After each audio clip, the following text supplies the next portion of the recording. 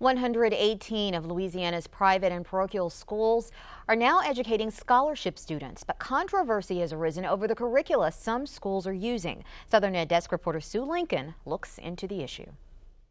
It's made headlines across the state, the nation, and around the world. Several of the private Christian schools approved for Louisiana's new voucher program are using textbooks that some critics say promote an intensely biblical worldview of history, social studies, and science in particular.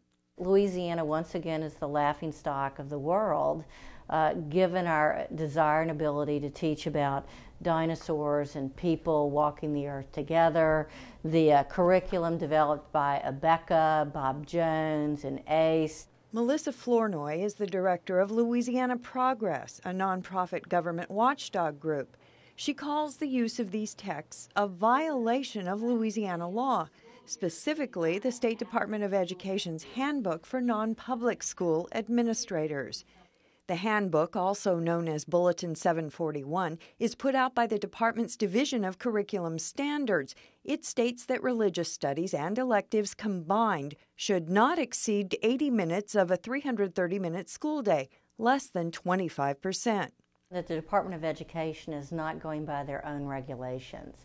In the Bulletin 741 for non-public schools, it outlines textbooks, it outlines curricula, it outlines how much time can be spent on religious studies. I'm very concerned that we've got religion scattered through science and through social studies. We purchased some of the textbooks in question, put out by Accelerated Christian Education, also known as ACE, by Bob Jones University Press, and by Answers in Genesis. ACE Biology 1099, a text for ninth graders, says, "Have you heard of the Loch Ness Monster in Scotland?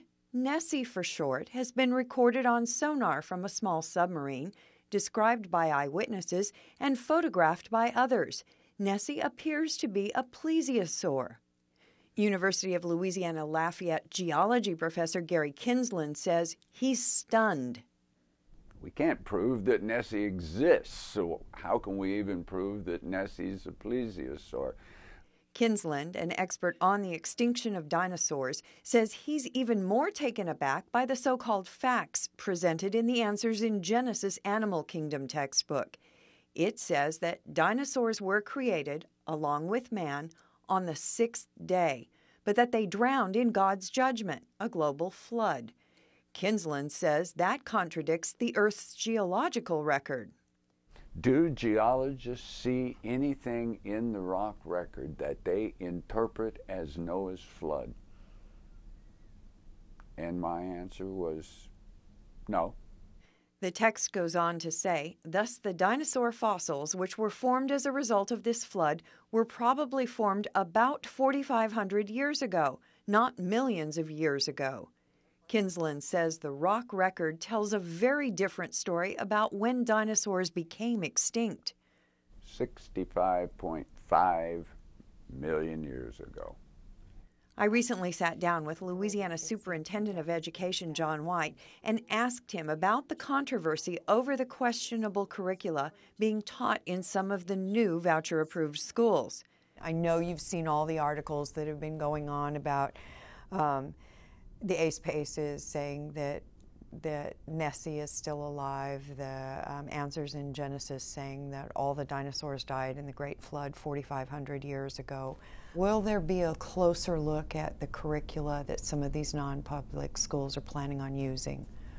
Well, the law is very clear about in private schools that receive no public funding, in private schools that receive some public funding, and in private schools that receive a more significant amount of public funding, what can be reviewed, and on the other hand, where schools have discretion to do what they want to do. We're going to follow the law.